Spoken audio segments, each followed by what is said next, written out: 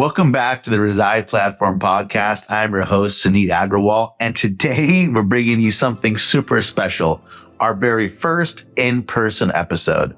So I recently went to the Driven Mastermind and I had a great opportunity to sit down again with my go-to AI automation expert, Reed Floren.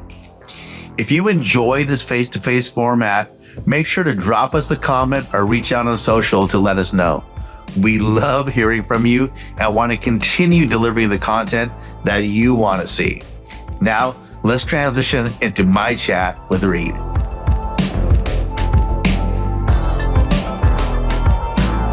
All right, everybody, welcome to another episode of the Reside Platform Podcast. This is a special episode. Number one for the guest, my good friend, my personal AI go-to guy, not just me, it's everybody, Reed Floren, to join us for our third episode on Reside Platform. Dude, thank you. How's it going? That's going great. It's awesome to be here again. I love hanging out with you, Suneet. Yeah, same. So the next cool thing is this is the first Reside where this might be the 100th episode. I should have checked before we got started filming, but we're right around the 100th episode and it's our first one live. So awesome. It's the first one that I've ever done with 3 cameras. So 1, 2, 3. And we're here at Driven Mastermind, which is where we know each other from. Why don't you just tell everybody what the Driven Mastermind is? Yeah, so Driven Mastermind, it's done by Perry Belcher, Jason Fladlin, and Qasim Aslam. And it's really for entrepreneurs that are doing 7, 8, 9 figures in their businesses. Many of us have online businesses. Some people have offline businesses, but just about 100 of us, and we all get together in really fun locations, do cool stuff. We were racing go-karts the other day, so that was fun. And we all, try to help each other learn and grow, and we're not really direct competitors with one another. I mean, there might be some people in the room that are. I have one in there, yeah. Do you? But everyone seems to be more about helping each other out instead of competing, and we all share what's working and what's not working. And, the nice thing about the room is it's really, there's no assholes allowed kind of thing. It's great people. Everyone's above board. They're all doing really cool stuff.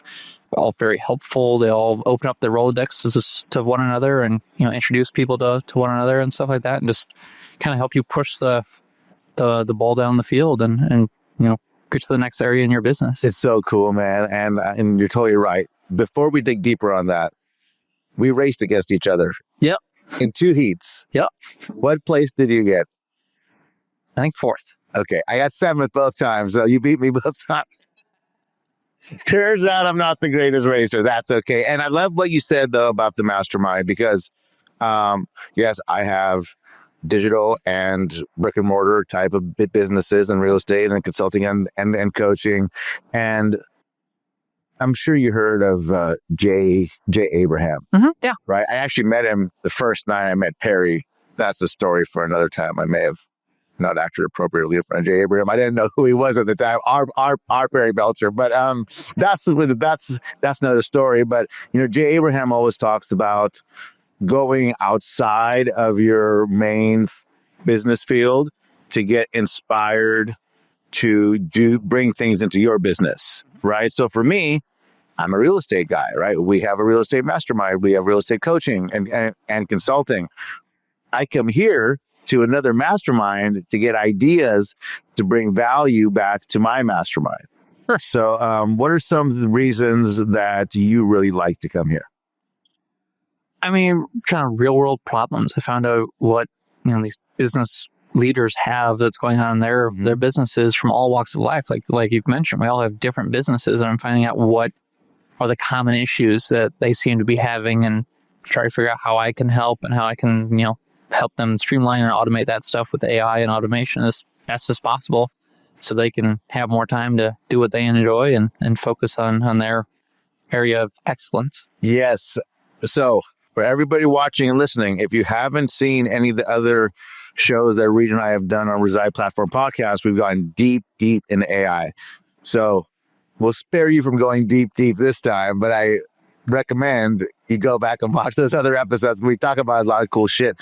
I think we made a CRM Who did? One. Yeah. Yes, that one got a lot of views. So you watched the last episode. We got a lot of views with Reed making a CRM in real time while we were filming a podcast. That was cool. I mean, it didn't work great, but we spent, 6 minutes on it or something crazy? Yeah, right. So what are some of so you being like an AI and automation expert, you might have to call you that? Sure. I don't feel like anyone's an expert on that, but sure. For the lack of a better term, we'll go for it. So in talking to business owners in this room who are, I would say would you agree that it's pretty much a tech-enabled room? Like people in that room are more techie than maybe some other rooms. Yeah, I'd say so. At least interested in technology. Maybe they're not like programmers or anything like that. Like me and you were geeks. Yeah. Yeah, but they're definitely comfortable with technology. They know how to copy and paste. They know how to turn their computer on. They know it uses electricity, those kind of things. Yeah. They've got that figured out for sure. There's a lot of PC, but also a lot of Mac users. I haven't noticed any Linux. PC movers? We let them in. But most of the room is Mac, I'd say. But yeah, no, it's a great group of people, and they're all trying new things. And if they don't know how to do it, technology wise, they're not afraid to invest in someone on their team to figure out how to do it, or a contractor to do it for them. Yes. So what have been some of the most common issues that other people in the room have come to you with? Let's see. There's always stuff on lead generation. There's always stuff with, optimizing their sales process. There's always things about dealing with their customer support. Just a lot of stuff basically around growing or maintaining their business and keeping things going when they're focused on something else. Because, we all take time away from our businesses and our families to be here right now. Yeah. And, that's a major investment in time, effort, energy, money just coming to, places like 100%. This. And so you have to see an ROI in order to be in something like Driven. And so I think a lot of people are, all they have to do is get one thing, one connection, one idea, one thing that they implement from Driven or from someone they met at Driven, and it makes a world of difference in their business. I think that so many people coming here and just entrepreneurs in general are not seeing the full scope. And Perry Belcher, he's a good friend of both of ours and a mentor to the both of us. Godfather of digital marketing, super stud, cool muff. Am I allowed to say the F word on here? Okay, well, I don't know. But he's kind of like becoming more of a futurist, isn't he? Yeah, I'd say so, for sure. So, but the reason why I like it so much is because, number one, Perry has a lot more experience in this field of work and life. I mean, he's older than both of us, right? So he has more experience in life, more experience in brick and mortar businesses and digital businesses and education businesses. So what he says is really, I always take it to heart. And I'm a fanboy. Love you, Perry. And he'll never watch this, but he's really becoming more of a futurist with everything happening with AI and robotics. Something he said baffled me. Even though I guess I was the only one in the room to guess the number right. 5.4% of businesses have AI in them. Probably about right, yeah. Dude, that's crazy. Why do you think that is? I think people are afraid. We've seen so many movies and media that have just told us that the rise of the machine, Terminator is going to kill us all. So you have that. You've got a lot of businesses that still dragging their feet on even getting a website after 30 years. Though it's amazing that they're still around. You still see some businesses that may have like an AOL email address, and you're like, that's interesting. You I have a lawyer who has an AOL. Yeah, it's wild. And so some people are definitely dragging their feet on things. I think we're going to be kind of forced to adapt on here. Like we're seeing AI get enabled into our phones, into our computers, into just everyday items that we're using, whether we like it or not. You go on Netflix and it's predicting what things you're going to binge next. That's an AI. You're asking Siri on your phone for something. That's now an AI. Yeah. Like lots of things that you're using now have an AI in them, and it's only going to be more and more, especially as it gets easier and easier to make stuff. Because you were talking about how we made a CRM the other day on this podcast. We used AI to build it. So, imagine what things are going to be like in a year, 2, 10, years down the road, what people are going to be doing with this stuff and how interactive all this stuff's going to be. to have coded what we made in minutes would have taken so long. Then a lot of money. And a lot of money. And like, I went to college and I took a bunch of coding classes and they were hard. I don't remember how to do it. That's way easier. And it's interesting too. Netflix, when you're listening to Apple Music or Pandora and it plays the next song, it's assuming what song you're going to like next. It is surrounding you in every way. And I think like the first place to get in, if you're a business and to use an AI, is around the marketing. Mm-hmm. For sure. That's the easiest place to start. Yep. And we have episodes where we talked about blogging and like, both you and I post on social media a lot. I've been creating content using scripts written by Jasper for ever like 3 years now, dude, right? Which makes me like a AI OG I just got paid a Jasper affiliate like last week. It was dope. Like, nice. It was wow. Came out of nowhere. It was $1,056. I was like, yes. I think the opportunity outside, like get an AI, have it help you with your content so you can generate more leads, whether that's creating lead magnets, writing sales copy on web pages. You want to do the whole website SEO route. You want to, but then like the next step, right? I mean, like that's the first step. Yeah, I think that's where a lot of people start with.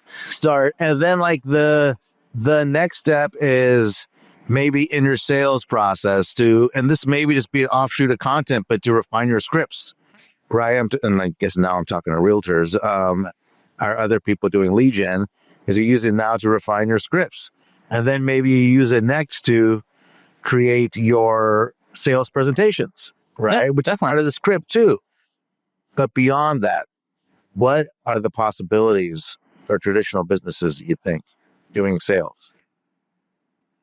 I mean, I think we're going to see a lot more like appointment generation, both outbound and inbound stuff. There's definitely AI agents now where people call in and can, set a calendar appointment up, and that's all AI. Go High Level has it. Like you can get a Go High Level account, snap your fingers. And if you don't have a Go High Level account, I'll drop a comment for ours in here. It's great. It has all the stuff built in. You can go ahead and start playing with it right away.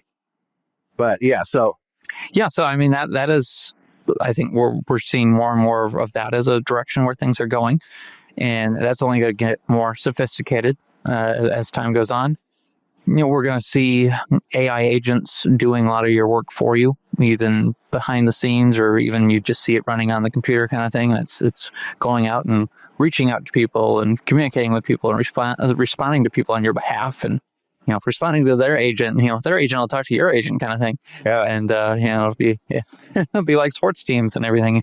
But essentially, these AIs are going to be doing a lot of the heavy lifting for us, and then we can focus our time on the creativity and the brainstorming and the actual human connection element that we have. Sure. We have a good friendship that AI can't really do right now, but it's because we've hung out many, many times and we've done podcasts and stuff like that. So we're friends now, and where the robots aren't quite there yet. Maybe in someday. Yeah. There's definitely gonna be companionship robots. So if you dude, where it's going. It was a Sun conference. Yeah, probably CES. Yeah, CES. I mean, I'm sure some people might be into it, but I don't know. Who knows where? Do not buy a used one. Yeah. But even what was Perry talking about the robots? Like the Tesla bot things? What did you say? By 2026, by 2030, every house will have three on average. Yeah. He was talking about that. He went to some Tesla dealership and they had one of the robots there on display or something, and I think he said it was three robots they were estimating people to get in a couple of years. Yes, for every house or something. That's crazy. Yes, that's crazy, insane. Because, outside of the personal life stuff with the robots.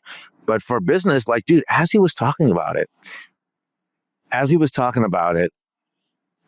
instantly go to a realtor's life, right? And realtors is another one of these careers that people are always trying to take out, right? And I'm sitting there and I'm watching Perry talk about these robots, and then I think about those companionship robots, whatever the hell that was. But so I'm sitting there thinking, and I'm all, could a robot do the job of a realtor? Could a robot go? It wouldn't even have to be a robot. You book an appointment to go see a house using AI. You get to the house, you put in a code that the AI gives you, and it unlocks the door. The cameras make sure you don't steal anything. I don't know if that works, right? Like, you want to have a guide through that. You bought a house. Yeah, yeah. That wouldn't work for you.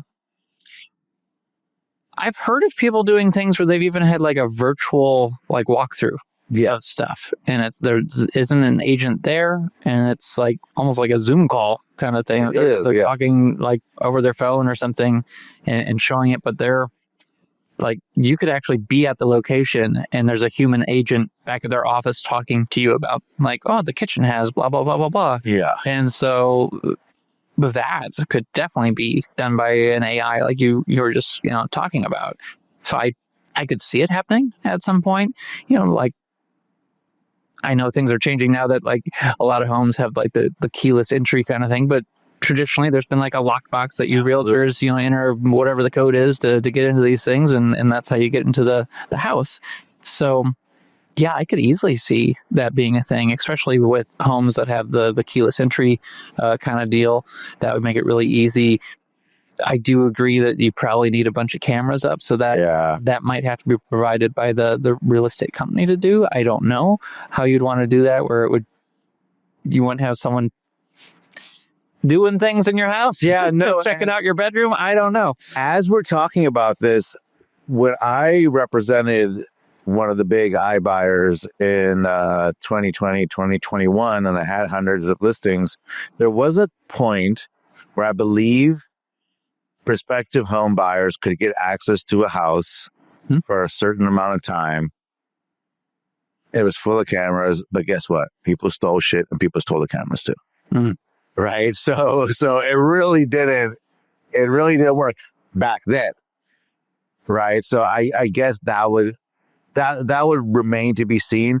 It seems like if I was living in Sacramento and I wanted to buy a house in Sacramento, I would much rather get my ass up off the couch and go see the house, have to get on a Zoom call or have to do some kind of AI something. Do you think we're going to see people using like the Meta Oculus glasses to take like a virtual reality walkthrough? Dude, those have been around. Like, some version of that has been around since like 2018, 2019. Sure. Right? And I never saw it really take. I never saw it do anything. The opportunity lies in, still to this day, is we do a lot of virtual tours. Mm-hmm. When someone lives across the country and needs to buy a house and can't come out here to look at houses all the time. Yep. Right? So that still happens. What percentage of our business is that? 1. Yeah. Right? Maybe. Probably half of 1. So, that still remains to be seen. If you would go to a house and have a robot waiting there for you today, that would be weird. 10 years from now? 10 years from now, if you have 3 robots in your house already, very interesting. Very interesting. Now we sound like futurists. Wait, maybe we are.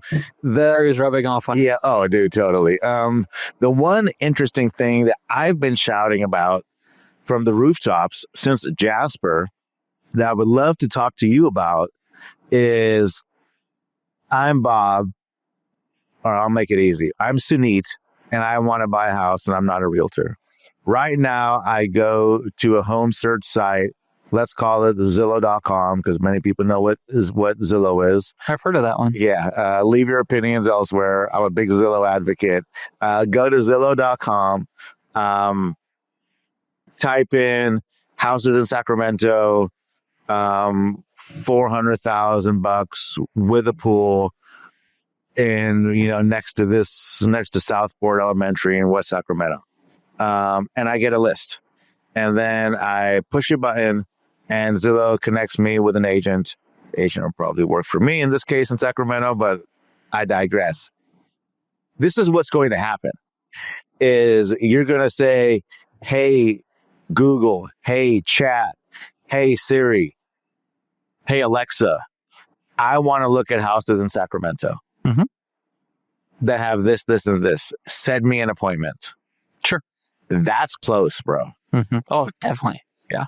Zillow had one of the first custom GPTs when OpenAI started busting. You know where they have they had a little GPT store. Yep.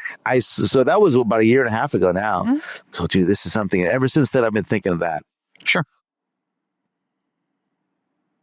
How are we going to index? On how are you going to rank inside those? Yes, how do I? Completely selfish now. How do I get in there? That I don't know. I mean, no one knows. It's so early that no one really knows. It's kind of been luck of the draw for anyone that's gotten anything to rank for the answers. Well, I mean, look. So Jason Flatley and another friend of ours, another guy who runs this mastermind, the GOAT of webinars. You see his Facebook post this morning? He asked ChatGPT who the GOAT of webinars was, and it says him. Nice. Now, the only caveat there is if it's his account and he's been telling it that he's the GOAT all this time, then it's his own memory. Well, we could check it now. Yes. Check it online. Who is the GOAT of webinar? Yes, let's look. Well, let's find out. See how good it is. All right. Yeah, for everyone listening, we're both on our phones looking at ChatGPT. That's how nerdy we are. Yeah, we have to check it right away. Oh, we got Russell and then Jason. I got Russell, Tony Robbins, Amy Porterfield, Grant Cardone, Dean G, and no Jason. Oh, I got Russell, Jason, Amy Porterfield, Frank Kern, and my friend, Perry Belcher. Fascinating. And it actually says, your friend. What model are you using? That was 4.0. Me too. Therein lies the problem. Yep. There we go. Therein lies the problem. Okay. Trust but verify. Okay. Who is the top realtor in Sacramento?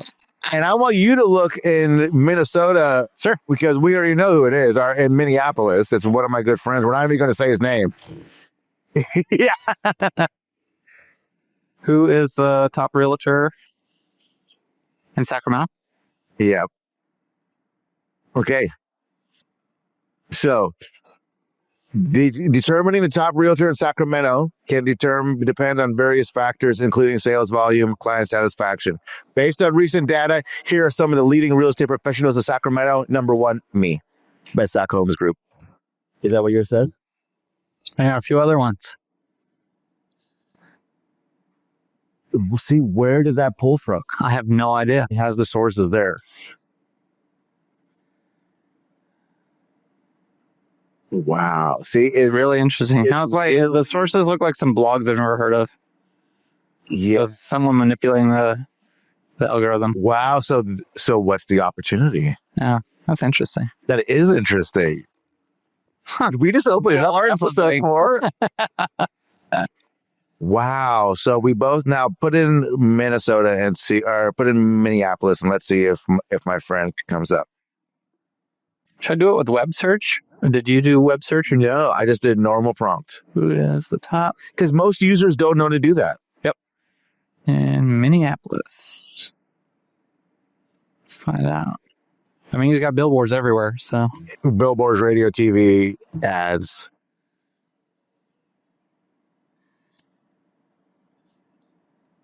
Yeah. Number one. Yep. Number one realtor in Minneapolis. If you didn't know, Chris, if you're watching, it's you, Chris Lindahl. So fascinating. There's the opportunity. Because if I'm in one bedroom looking at that, asking ChatGPT, and my wife is on the other side of the house talking to, I still don't think my wife's ever logged into ChatGPT. So Alexa, because that's what she likes, we're going to get different answers. Mm-hmm. The professionals who can hack that are going to win. Oh, definitely. Yeah. Across all fields. Because no one's searching anymore. We're all asking these AIs. I know. I went on Yahoo the other day, and they even have an AI thing now to search and talk to it instead of like the normal search. And they were like the first search engine way back in the day. So they've switched to doing a chat based. What happened to Google? I don't know. I mean, they got plenty of money, so they can weather this storm and maybe just make more robot taxis like they're doing those Waymos, you know? Do they own those? The Waymos are theirs, yeah. Waymo. Yeah. Have you ever seen one of those? I've taken it half a dozen times while I've been here. It's awesome. So we're in Scottsdale right now, and I've never seen one. I hadn't seen it before. Well, I'd seen it at CES, but I hadn't been in one.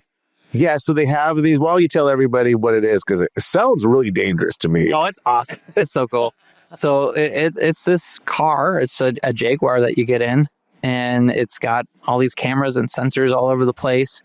You got like a button you can press to have it pull over or to talk to support. You got maps that show everything, like it'll see like people, like pedestrians, it'll see cars, it'll see stop signs, everything. Like if someone puts on their blinker, that shows up on the radar sensor thing, that you can see it even on the screen, that I can see it. So it's like really cool. But the steering wheel's moving all by its own. It's, you know, braking and accelerating on its own. It's doing everything. I'm just sitting in the back seat twiddling my thumbs while it does everything. You can control the music if you want. It's so cool.